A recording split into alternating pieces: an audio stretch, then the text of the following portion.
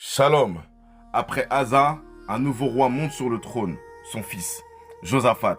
Nous sommes autour de 872 avant Jésus-Christ et dès le début, une différence se fait sentir. Josaphat choisit de marcher avec Dieu et ne suit pas les mauvaises voies d'Israël. Au contraire, il cherche le Dieu de ses pères.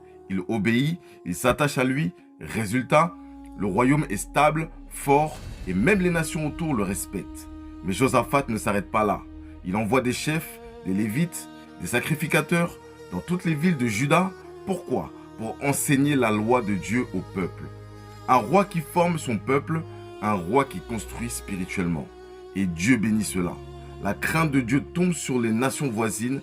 Certaines ne veulent même plus combattre Juda. La paix par la présence de Dieu.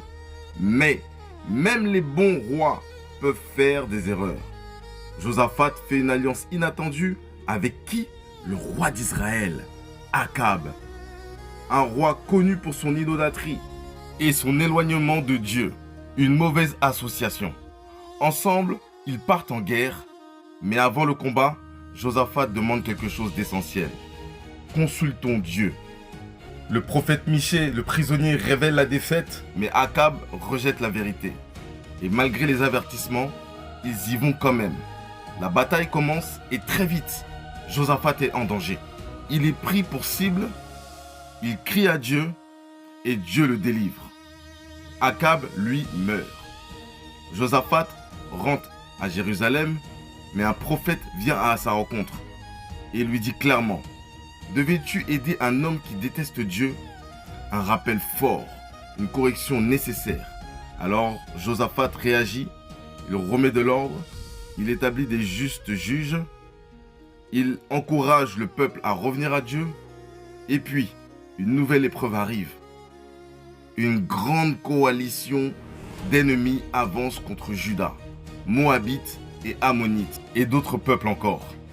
Une multitude. Cette fois, Josaphat ne cherche pas de stratégie militaire. Il cherche Dieu. Il proclame un jeûne, tout le peuple se rassemble et il prie. Nous ne savons pas quoi faire, mais nos yeux sont sur toi. Puis Dieu dit de la bouche du prophète Jacaziel: ce combat n'est pas le vôtre, c'est le mien. Incroyable.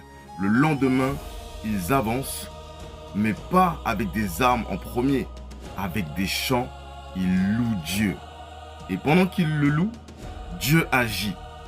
Les ennemis se détruisent entre eux, sans combat, victoire totale, une victoire par la foi. Josaphat régna pendant 25 ans, un roi fidèle.